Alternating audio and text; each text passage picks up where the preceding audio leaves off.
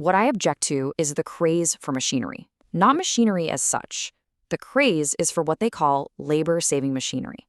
Men go on saving labor till thousands are without work and thrown on the open streets to die of starvation.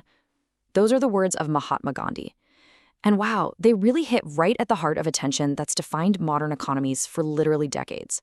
I mean, it's that classic balancing act, right? Producing things more efficiently versus ensuring real people actually have a way to earn a living. Welcome to This Explainer. Today, we're unpacking the fascinating, complex, and honestly sometimes surprising real-world data behind how a massive nation actually works. We're going to take a really close look at the employment landscape in India. We're talking about a country with one of the absolute largest and most dynamic workforces on the entire planet. By digging into the data and the historical trends, we'll pull out some crucial insights into the real nature of employment today, which is absolutely vital if we want to understand how a country plans its human resources and grows its economy. So here is our roadmap. First, redefining the modern worker. Second, inside India's massive workforce. Third, how and where we work. And finally, the future of employment. Part 1. Redefining the modern worker. Okay, before we even look at a single number, we have to ask a genuinely tricky question. Are unpaid homemakers actually workers? Because all across the country, millions of women are carrying out incredibly demanding tasks every single day. Cooking, fetching water, gathering fuel wood, actively working on family farms. But they aren't paid wages in cash or grain. Actually, most of the time, they aren't paid at all. And because of this, traditional statistics usually just don't categorize these women as workers. But should they? Well, it really all comes down to how economists define the rules of the game. See, economists strictly define workers as anyone engaged in economic activities. And economic activities are defined as things that actively contribute to the gross national product, the total net earning of a country.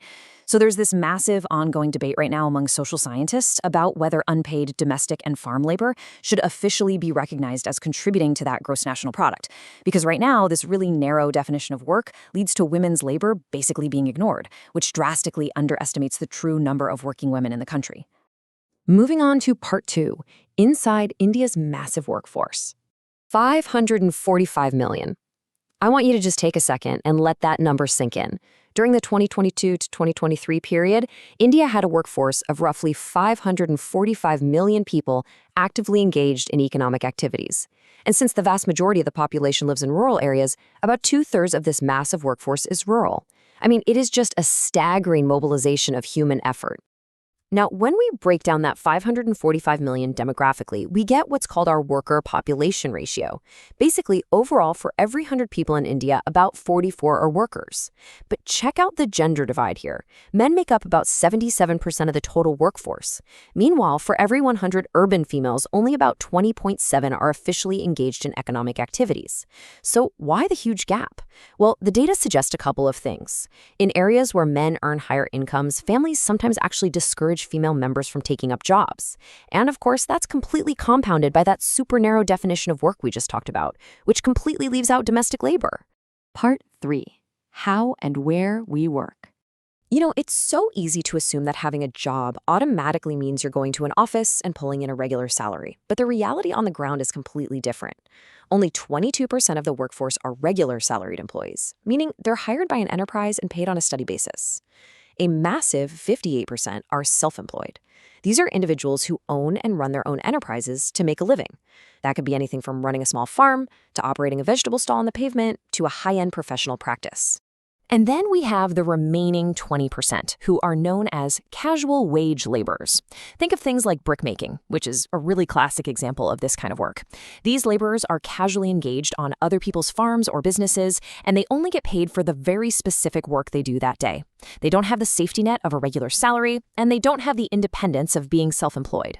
Economists are pretty quick to point out that these casual workers are absolutely the most vulnerable segment of the entire workforce.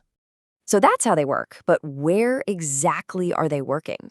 Jobs generally get grouped into 3 sectors. The primary sector, like agriculture and mining, the secondary sector, like manufacturing and construction, and the tertiary or service sector. And here, the divide between rural and urban is just stark. Roughly 60% of rural workers are completely dependent on the primary sector, mostly farming. But if you jump over to the urban areas, it's the exact opposite. Almost 61% of urban workers are engaged in the service sector. Finally, Part 4, the future of employment. To really understand where the economy is heading, we have to zoom out and look at a 50-year timeline. Pretty much every developmental strategy universally aims to reduce a population's heavy reliance on agriculture, and we can definitely see that happening here. Back in 1972, a massive 74.3% of the workforce was in the primary sector. Fast forward to 2024, and that's dropped down to 46.1%. Meanwhile, the service sector has literally doubled its share of the workforce, jumping from 14.8% to nearly 30%. This is a monumental, fundamental shift of human capital away from farm work and into non-farm work. But here's the catch. As people move out of agriculture, the actual nature of their employment status fluctuates quite a bit. Over the last 5 decades, scholars have tracked this phenomenon called the casualization of the workforce. Basically, this is a process where workers shift away from self-employment in those stable, regular salary jobs and get pushed into casual wage work. Now, the recent years, from about 2017 to 2024, have actually shown a moderate swing back towards regular salary jobs and self-employment. But that long historical trend of casualization, it remains a super vital concept because it shows us how transitioning economies can inadvertently make workers highly vulnerable if enough stable jobs aren't being created. Which brings us to what is probably the most concerning macroeconomic trend in this whole picture. Over the late 20th and early 21st centuries, India's gross domestic product had solid, positive growth. But employment growth kept fluctuating, and it consistently stayed below 2%. Scholars call this widening gap jobless growth. It happens when an economy manages to produce more goods and services without actually generating a matching level of new jobs.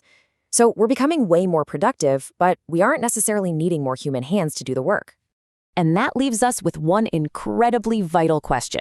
If an economy grows without generating new jobs, who really benefits? It echoes that exact fear Mahatma Gandhi voiced at the very beginning about the craze for labor-saving machinery throwing thousands out of work. The data shows us a highly dynamic, shifting workforce of 545 million people. People transitioning from farms to services, navigating the tricky waters between self-employment and vulnerability.